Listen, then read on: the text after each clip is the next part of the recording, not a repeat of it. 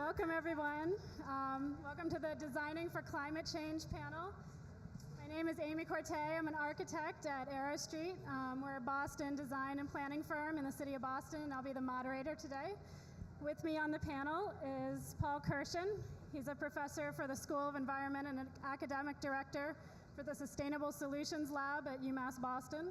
Paul will be speaking about their work on the Boston Harbor Barrier and protecting Boston from sea level rise at the regional and macro scale.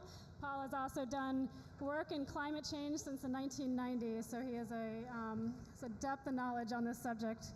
Nick Black is the managing director of the Boston Waterfront Initiative at the Trustees for the Reservations. It's the nation's oldest statewide land trust and one of Massachusetts' largest nonprofits. Nick will talk about the trustees' work on the East Boston waterfront. And then last but not least, Nick Iselin. He's the general manager of development at Lendlease. Nick will be speaking about climate change from the development perspective with the focus on the project that they've just built at Clippership Wharf and going into a lot of detail about the solutions for climate change on that site. So we've organized this panel around the assumption that most of you, and can you guys all hear me? Okay? Yes? So we've organized the panel around the assumption that most of you know what climate change is and the potential impacts that rising seas, increased precipitation, and warming temperatures will have on the cities. So with this in mind, I will briefly set the stage with 3 slides from the Boston Climate Ready Report depicting the current predictions for Boston, and then Paul, Nick, and Nick will get into more detail, moving from the regional scale with Paul to the scale of the waterfront with Nick Black to the scale of the site with Nick Iselin. We will then have a moderated discussion and then open it up to the room for questions for the last 10 to 15 minutes. So in December 2016, the city of Boston, oh, and we have a timer down here. It's just flashed up. December 2016, the city released the Climate Ready Boston Report. In August of this year, if you guys are aware, they released a map that is accessible by general public as well as everybody, showing the locational-based data that the report is based on. So with this map, communities, property owners, and the general public can zoom into areas of the city that they're interested in and see different layers for sea level rise, for stormwater predictions, for urban heat maps, as well as understanding where social vulnerabilities of different communities are located. This first map shows basically how the pace of relative sea level rise is accelerating. This shows 9 inches of predicted sea level rise at high tide, as well as the 10% annual flood and the 1% annual flood. The pink areas show those areas of social vulnerability in respect to low income. What's great if you go online is this map also shows the stormwater vulnerabilities and the predicted stormwater flooding for near-term, mid-term, and far-range solutions, which is something that, as a city of Boston and in the Northeast, Boston is extremely vulnerable for. The next map, really what is predicted in the 2030s is sea level rise at 21 inches, and here's where everything starts to vary. So most predictions have sea level rise, everything pretty much gels up to 2030, and then depending on how our carbon emissions goes, once you hit the 2030s, it starts to vary widely from 2.5 feet all the way up to 3 feet. And then the 2050s, basically 3 feet of sea level rise at a minimum, depending on if we continue our status quo. So as you can see, the Boston Harbor, as we all know, is incredibly vulnerable to a number of issues. Paul? Okay, thank you. You should change the slides for me. Yeah. Okay. Good afternoon, everybody. Can you hear me okay? Okay, so I'm going to talk about the work we're doing right now, looking at the feasibility of a harbor-wide barrier to protect Boston. But before I go into that, I want to say a couple of things. First of all, the most important thing we can do to deal with climate change is to control emissions of greenhouse gases. Because it's a lot easier to deal with like 3 feet of sea level rise than 7 feet of sea level rise at the end of the century. So it's really important that we get on target and dealing with our greenhouse gases. And it's nice that it's very important that Boston and Massachusetts have taken leadership roles in things. Just the other comment I want to make is that even if we stopped all greenhouse gases today, we're still going to have climate change and sea level rise for centuries. So no matter what we do, we still got to deal with rising seas and increased coastal flooding. And lastly, the third general comment is the issue of equity. You know, Boston has some of the largest income inequality in the United States, and it's really important that we consider the impact of climate change on our marginalized populations. So having said that, about 6 months ago, we were approached by the Bar Foundation to do an objective study of the practicality or the feasibility of developing some harbor-wide barriers around Boston. And this slide shows some of the configurations. So as you can see, one configuration would be from Winthrop to Hull. And another configuration would be from essentially Logan to the seaport area in the Inner Harbor. And there's another one that cuts across through Long Island. So those are three, possible configurations. And each of these configurations would protect Boston Harbor area to various levels. Next slide. And this shows in more detail the configuration we're looking at right now. This is the configuration from Winthrop to Hull. And I'm not sure well it shows up here, but this configuration would have two gates on it, two opening gates, one around 1,500 feet in the northern part, one around 600 feet in the lower part. And these gates would be open most of the time to allow shipping through. They'd only be closed when we had a major storm event. But they would prevent a great deal of flooding. And this barrier, it could be sort of a concrete structure, or it also could be constructed with some green infrastructure elements. So you might be able to see on that map some faint green lines. Those are areas where we might be able to fill in shallow areas and build artificial islands and build berms on top. Then we might be able to do something about joining Gallops and George's Islands together. So this wall could be concrete or some sort of a hybrid structure. It would be perhaps 20 feet above, the elevation would be about 20 feet above mean low water, or about 10 feet above mean high water. So you definitely see it. Next slide shows what these gates would look like. As I said earlier, we would need gates to allow shipping to go through. And these are similar gates that have been built in the Netherlands to protect the Netherlands from flooding on the Rhine River. These gates would be on shore. Most of it would be on land most of the time. Then when a storm was coming, they'd be deployed and they'd be sunk into the channel. We've not yet started looking at the other configurations in detail, but I'm just going to talk a little bit about the impacts this barrier might have. So if we build a large structure like this, it's almost 4 miles long from Hull to Winthrop, it would have social, economic, and environmental consequences. So first of all, this barrier would not have an impact on controlling the high tides. So when these gates are open, we'd still have the same tidal fluctuation as we have now, and this would continue under sea-level rise. So it wouldn't be able to stop nuisance flooding. The second thing is that obviously velocities going through these gates would be higher than the velocities right now because it would be constricting the flow. And these would also have reduced velocities in parts of the inner harbor. So it would change the circulation and velocity distributions in the harbor. And in terms of some of the positive aspects of this gate, obviously it would control the coastal flooding, the flooding we get from storm surges. And this would obviously protect the buildings infrastructure in Boston and many of the people of Boston. It would also help prevent erosion of our shoreline and some of our wetlands and some of the Boston Harbor Islands that would be inside the barrier. It would have some negative environmental consequences as well, though.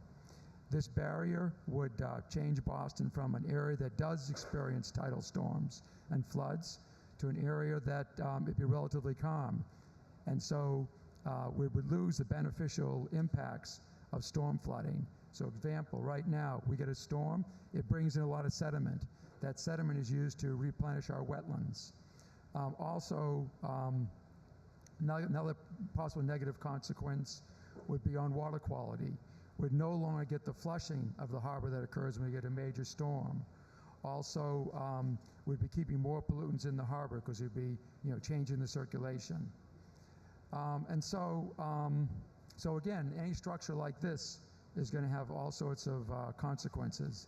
Another environmental consequence is that it is going to change the ecosystem and habitat structure in the harbor. In some aspect, it might be positive because this large 4-mile wall is going to provide more habitat in the area. And let's see. Okay, and so what I want to say, though, that the alternative to this sort of a system is the next slide. And this is what the two NICs will be talking about. So the barrier is trying to deal with coastal flooding by meaning it on the ocean, essentially, keeping it out. Another set of strategies is trying to manage the flooding on land. And both NICs are going to be talking about that. So thank you very much. Thank you, Paul. Afternoon, everybody. As Amy said, my name is Nick Black. I work for the Trustees of Reservations, which is a large nonprofit land management and conservation organization here in Massachusetts. We own 116 different properties across the state with 14,000 members. Any Trustees members in the house today? Look at that. Excellent. Well, I wanted to start by talking about what the Trustees is to sort of answer a lot of questions as to why the Trustees might be doing this. So the Trustees, as I mentioned, manages 116 different properties. 28 of those actually are along the Massachusetts coast. And once you add in the designated conservation areas along the coast, the Trustees are responsible for protecting up over 128 miles of coastline in Massachusetts. And we've done a lot of work over the last few years to assess where we are at in terms of coastal vulnerability, working with groups like the Woods Hole Group to come up with ways to analyze our susceptibility in our properties. Some of the ones that are most popular and most vulnerable, Cranes Beach being among them, World's End and Hingham. We're working right now to figure out ways to implement a number of different green solutions to help protect these properties for years to come. One thing that we haven't done a lot of to date is actually operate and manage properties here in the city of Boston.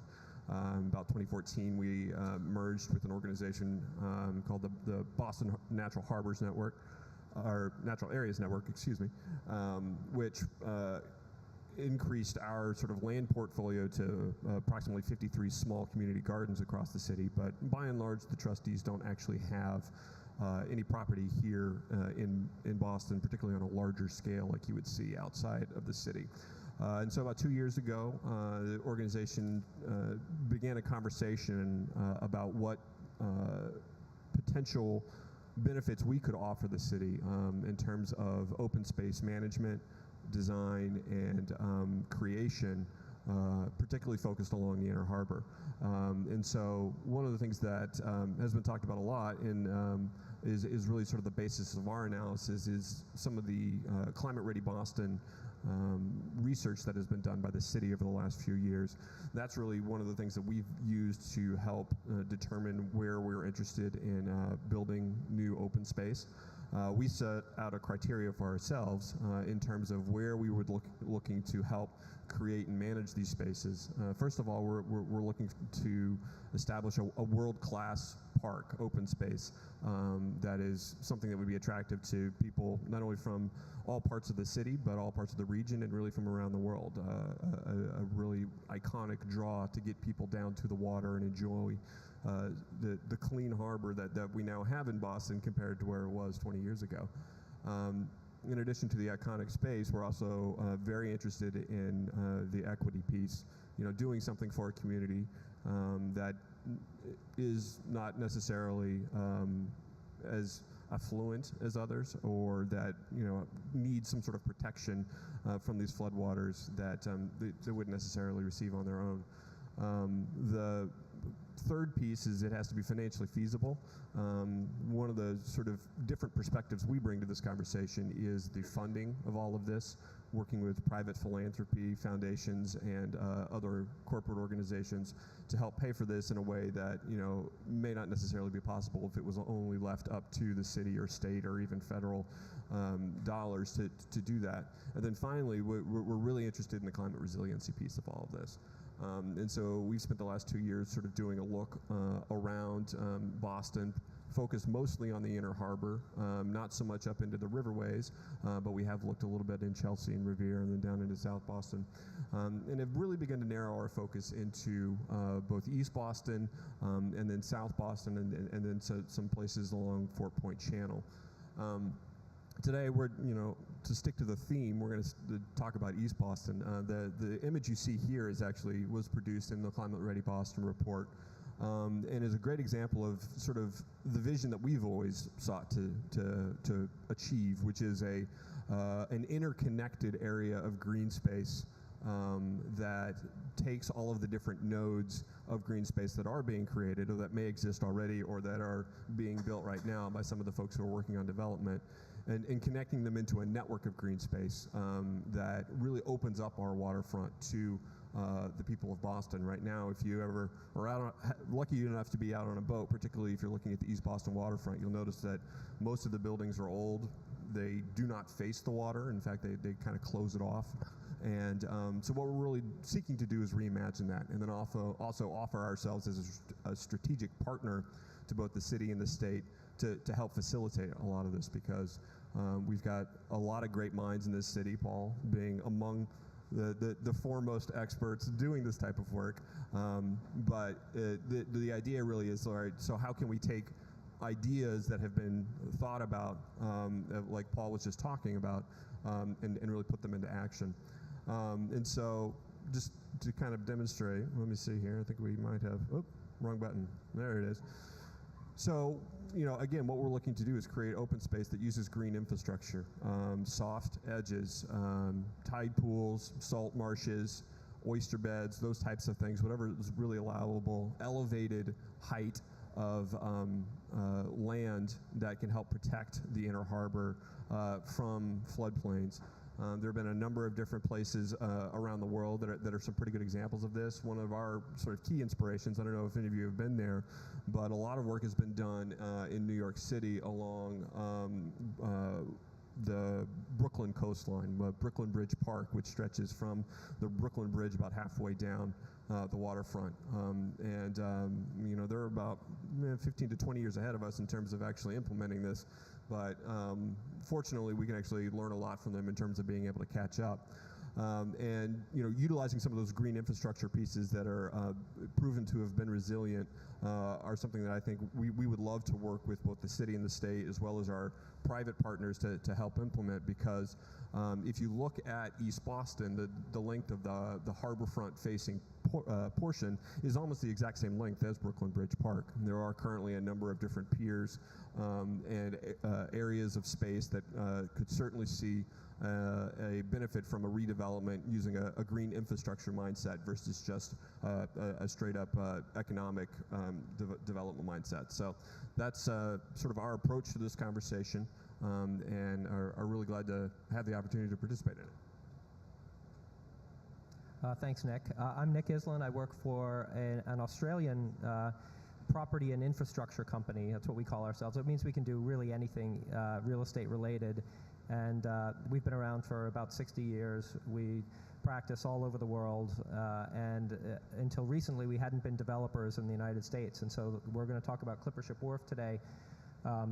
And you see an image on the screen there of what the finished product will look like. And it is the product of a lot of learning from doing development all over the globe, and a lot of complex waterfront development. And I'm glad Nick showed Brooklyn Bridge Park, because it really was one of the influences that made us think differently about the East Boston Harborfront and Clippership Wharf in particular. And some of the elements you'll see, the riprap shoreline, the living shoreline on the left, which is a new salt marsh environment that we're introducing into the East Boston shoreline. Both act to repatriate the shore with native species and plant life and a new habitat, but are also resilient measures that protect against climate change. So I'm going to give you a quick overview of Clippership, because this has been a really interesting laboratory investigating some of the issues that Paul and Nick have talked about. And 3 years ago, when we started the project, the dialogue around climate resiliency and climate change and sea level rise hadn't really taken hold. So we were permitting this project in a time when we were addressing a lot of issues that weren't really ready to be talked about. So now, looking in the rearview mirror, I think this has become something of a poster child for some of these initiatives. And it's been really fun to work on, and we've had great support from the City of Boston and a lot of interest in the project, especially around climate resiliency. So the site, Nick showed the overall East Boston landscape. You can see our site. It has 2 finger piers. It's right next to Maverick Square in East Boston. It has exceptional transportation access. The Maverick Square T-stop is right next to it, literally on our doorstep. We have a secondary head house, but it also has the opportunity for water transportation and other things that will enhance our project and its access to the waterfront. But a site like this, very close to Boston, fantastic views, but a lot of challenges as well. And I'd love to show this slide, and I'll talk you through what it represents. But when you are developing on the waterfront, there are it seems like dozens, but probably 8 regulatory agencies that you have to deal with. And there's Coastal Zone Management and the Army Corps of Engineers, and we've had several DEP departments, and in addition to the BPDA and the Boston Civic Design Commission, there's a lot of crossover between their interests, but there's not a lot of talking between them. So you really become a consensus builder when you do projects like this. And what this really shows is the constraints of the site. So setbacks are in green.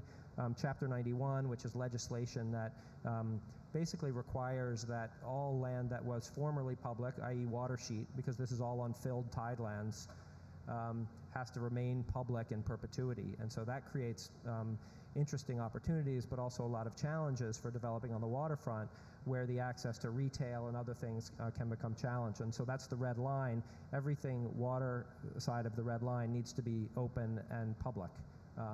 So the green are view corridors that were built into the municipal harbor plan. That's another constraint. The blue is, the dark blue is the MBTA, old abandoned infrastructure from their tunnels.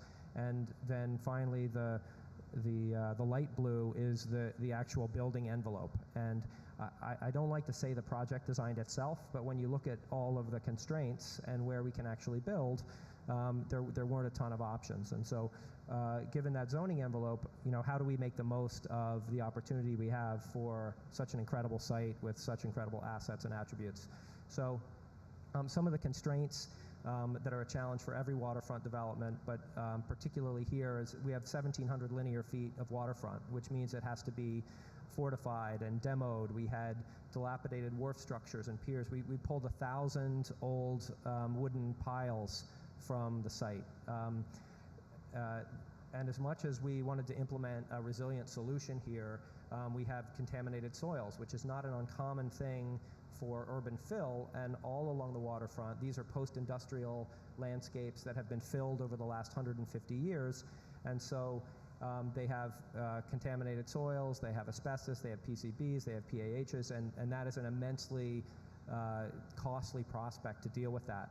So the solution to deal with that is to raise the buildings out of the ground, but that has regulatory challenges and also resilient benefits, and I'll talk about those benefits.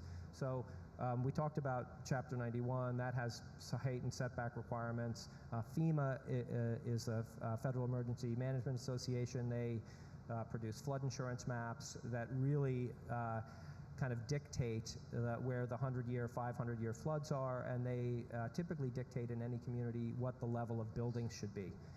And so we'll talk about that as we go along. And then Then there's the economy of East Boston. East Boston, until now, the development climate didn't really support large-scale commercial development. And so the East Boston waterfront has lain fallow for the last 25 or 30 years, waiting for the right economic circumstances to unlock the projects.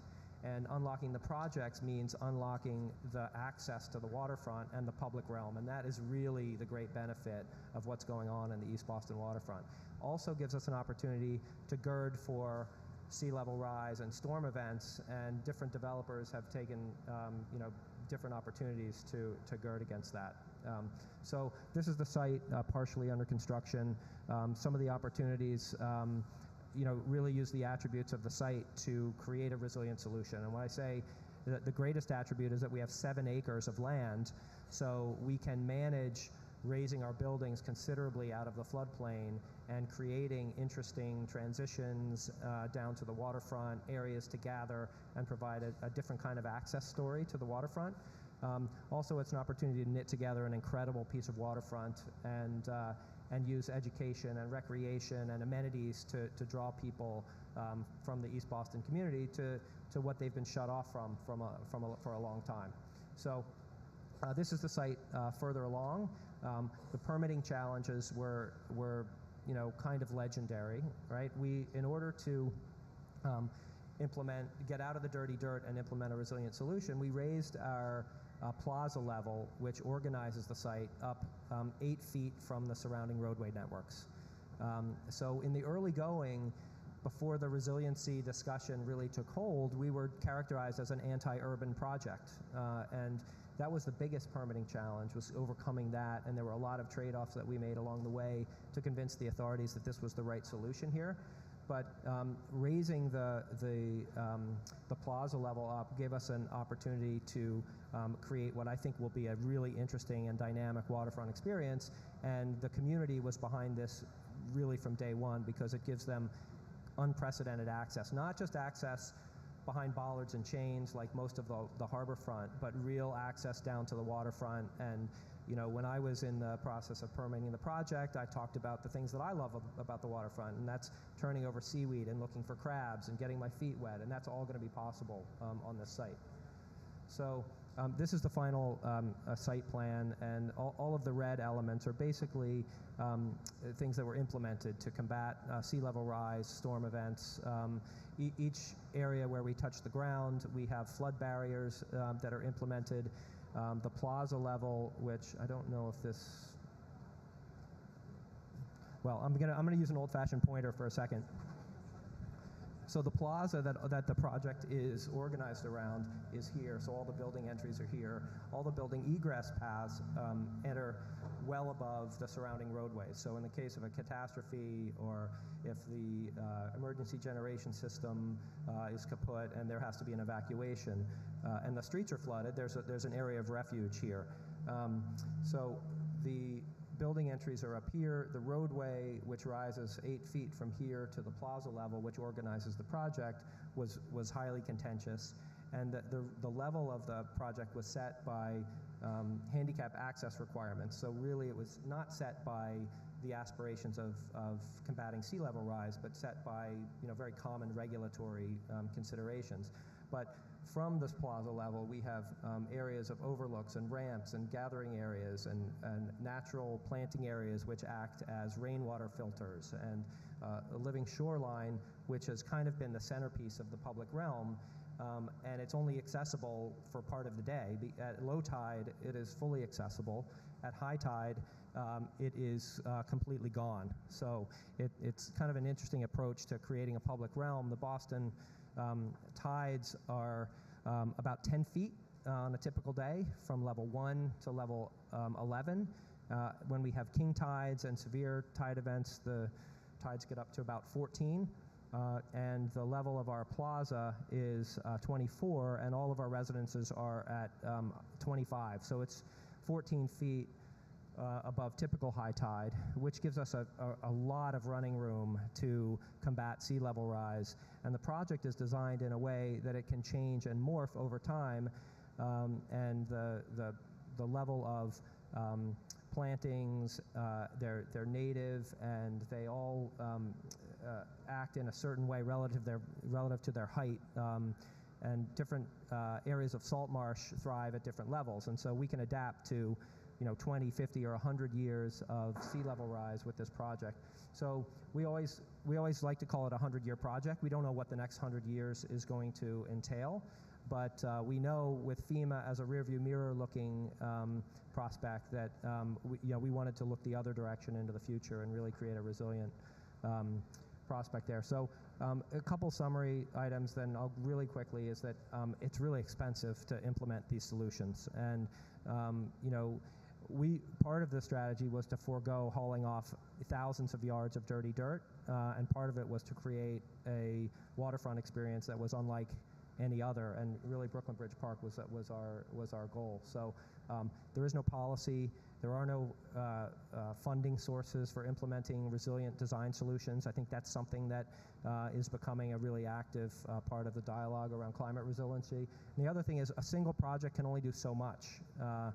District-wide solutions are what we really need to focus on, and Nick and Paul looked at the big scale district-wide, but each developer has a responsibility to see what they can do to knit together these kinds of resilient solutions. Thank you, guys.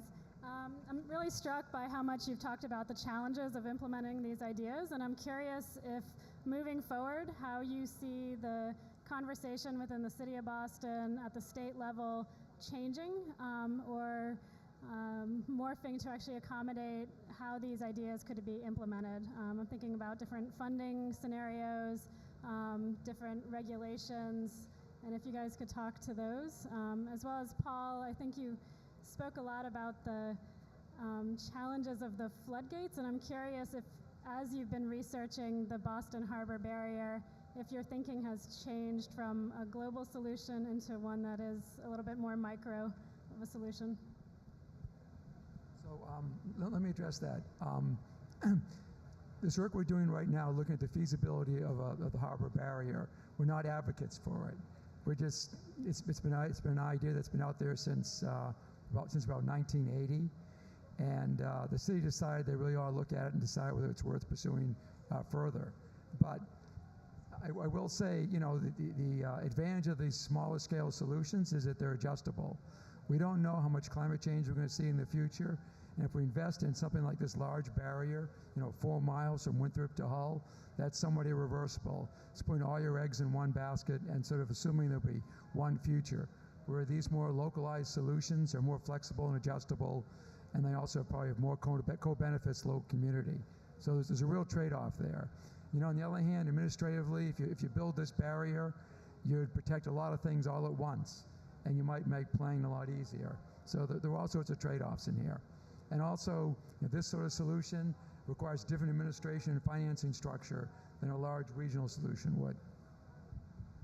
Yeah, no, I think that's a good point, and I think something important that Nick said when he was talking about his project is the change in attitude between, 5 years ago, 3 years ago, in terms of like the need to do this sort of thing. Because I think, particularly when we keep going back to Brooklyn Bridge Park, but that was a park that they had built that all of a sudden had to sustain a ton of damage from Hurricane Sandy, and by and large, what they had done there, it withstood a lot of that flooding. They did, however, learn a few things about that, and those are lessons that fortunately we'll be able to take advantage of and learn from. And I think, combined with everything that we've seen happen this late summer and fall down in the Caribbean and on the southern coast, the conversation really, at least from my perspective, has shifted from if and whether or not this will happen to when it will happen, and what are we going to do in the meantime to prepare for it. So in terms of that perspective, I think it's a really positive time to be having these conversations, because it is a political solution that will have to be addressed, but really it's an organizing local solution of people voicing their concerns and banding together to come up with these solutions together, because I think what Nick has done on his project is great, but Nick is just going to be that one little plot, and so we have to figure out a way to combine all of these different plots into a larger plan. And I think with what the city's done between Imagine Boston 2030 and the Climate Ready Boston, they've really started to do a lot of that legwork that hasn't been done in a while to figure out, okay, what has to happen? Where are these flood points? Where are the most vulnerable spots? And we are close to having those answers, which is great. But now we're quickly moving towards, all right, now what do we do about it? And that's where we're trying to really engage both the political leadership as well as the communities locally and then broadly in the city about the importance of this issue and coming together to figure out some solutions. But again, we're interested in solutions that are not just like putting up walls to protect water. We want to come up with modern, advanced solutions that create protection in a way that allows people to enjoy these places, because I don't know if any of you have actually been down to the East Boston waterfront and stood out on one of those piers and looked across to the downtown area. It's gorgeous, it's beautiful, and unfortunately there just isn't a lot of access to that right now. And so we want to figure out a way to protect the city while still making this beautiful public realm available to everybody. Yeah, and I would also add that the district-wide solutions become much easier with a few enlightened developer opportunities on a place like the East Boston waterfront. If and when projects come up, and some of the projects can implement solutions for their own sites, connecting the dots becomes a manageable exercise.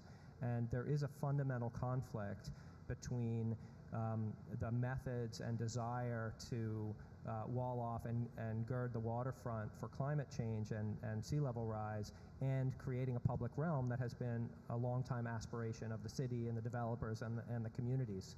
So each one of these communities, East Boston's a great example. There are probably 3 or 4 areas that would require municipal or public infrastructure interventions.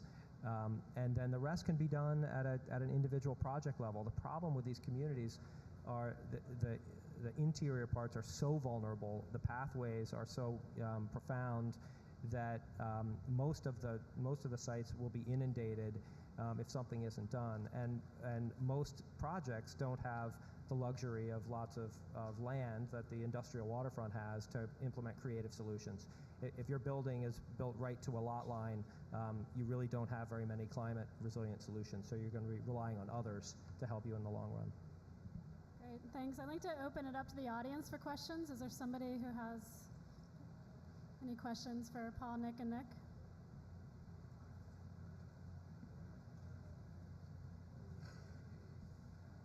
You can maybe say your name, where you're from, and then the question. Hi, my name is George Heaton, and I live right on the waterfront on Battery Wharf, so this is of great personal interest to me. When I looked at the first maps, I couldn't help but notice that the most vulnerable areas are precisely those that were filled in the 17th and 18th centuries. And I'm wondering if maybe now in the 21st and 22nd centuries, nature is telling us we made a big mistake. I'll probably kick this one over to the PhD researcher to answer that, but no, I think that's fair enough to look at that and say, yeah, these are definitely places where man has taken it upon themselves to build on these locations, and this is, I think, by definition, a man-made problem. But given that we are probably not going to dig these places out for a number of reasons, some which Nick mentioned, that the dirt is just not something you want to dig up. We're going to have to figure out creative solutions with what we have. I don't know if you have any more in-depth thoughts of how we got to where we are. Yeah, no, you're exactly right. When they were filling those in, they weren't worried about sea level rise and climate change. So it just built them a little bit above the 100-year floodplain, and now we got it. But it does illustrate the problem of not thinking ahead. There's no excuse now for not making everything we do along the coast climate resilient. And the city is moving in that direction. Private developers are moving in that direction. NGOs are moving in that direction. So it's all very positive. And as Nick pointed out, we now need to think about integrating all these actions of private, public, academic communities. And we have a lot of these people in Boston. So hopefully we can figure this out before we get struck by a major event. And also, I want to put in a plug for East Boston. There's a climate summit there on October 28th, who's going to be talking a great deal about how we can take an integrated approach to dealing with the climate change problems in East Boston. And if you're interested in that, you can go to the website of the Neighborhood of Affordable Housing, NOAH. Thank you.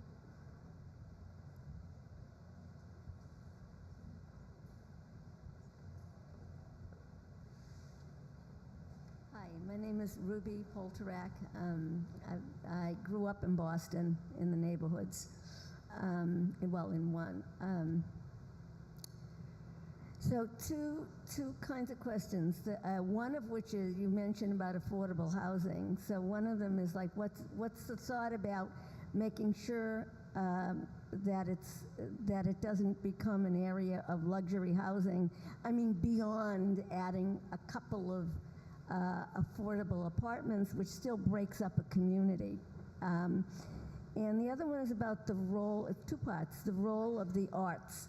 One is the role of the arts, and the other one is public art in this area. So those are, I guess, three questions for you. So I'd love to talk about both of those. And East Boston, and especially the area around Maverick Square, has a ton of affordable housing done really well by good developers.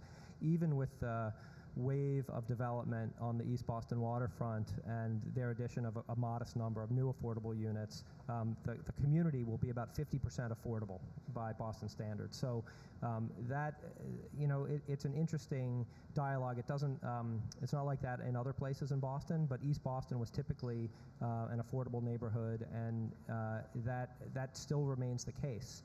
So we had a very interesting affordable housing solution where we moved our units off-site in partnership with the Boston Housing Authority. We had a requirement to produce 30 units, and we're building 52 new units next door. So that's a great win-win, and a way that developers and municipalities can partner to kind of further the affordable housing discussion. But in terms of art, it's a great topic for our site, particularly because we have more than 50% open space. We have a very diverse and interesting public realm, and we have introduced a new view corridor back into Boston through this new affordable housing project that we're building, and that gives a 6-block-long view access to the harborfront. And along that axis, we are putting what we hope is an iconic work of public art. And so we just went out for a call for entries for artists, hoping to prioritize New England and even East Boston artists. And we didn't know what the response would be, but we got 44 responses from just incredible artists all over the country interested in providing an iconic piece of art on the East Boston waterfront. And so that, coupled with our commitment to the East Boston artist community, we have other opportunities for artists to show their work and provide works of public art on our site. So that's been a really exciting part of our development. And I would just add from the trustees' perspective, one of our main interests here is not only creating these public realm places, but really developing the programming that goes into it, to where not only exhibitions of art, but also performance of art. We want to create livable, welcoming places that you can have performances happen on, right at the water's edge. If any of you happen to see the walking play that we did at one of our properties a few weeks ago, it really, I think, underscores our interest in creating a place that draws that type of activity, and that's really what we're seeking to do, and see an opportunity here along the waterfront to do it in. Hi there, Julia McElhenney. I'm an urban planner and designer working with CBT Architects, and we recently completed a very resilient master plan just across the water for Central Wharf and the New England Aquarium. And just from both a personal and professional perspective, I'm a deep believer in these public open spaces along the water, and I was wondering, Nick Black, if you could speak a little bit about the role other planners and designers, but also just interested community members could play in helping to shape this really wonderful new urban park that you're working on. If there'll be a public process to be involved in, or design guidelines for those of us working in the industry to follow, things like that. Yeah, no, that's an excellent question, and I think one that we're still trying to figure out ourselves. I mean, our first priority is really figuring out where. I mean, we did spend some time looking at the downtown area. There are some harbor plan issues there. For those of you who follow that closely, you may know what I'm talking about. That will probably prevent us from spending a lot of time there in the near term. But really, our initial goal is to identify a place where we can begin this type of work. I think there's both the near-term plan of finding and beginning to plan and develop a place within the harbor, but that also dovetails in with the long-term vision. And so we're, as I mentioned before, sort of wrapping up that sort of vision piece, but now starting to dig in. And so I guess my best answer would be to stay tuned. We're definitely going to be ramping up a more robust community outreach effort as we begin to actually identify where this is going to happen. But I think we're just not quite there just yet.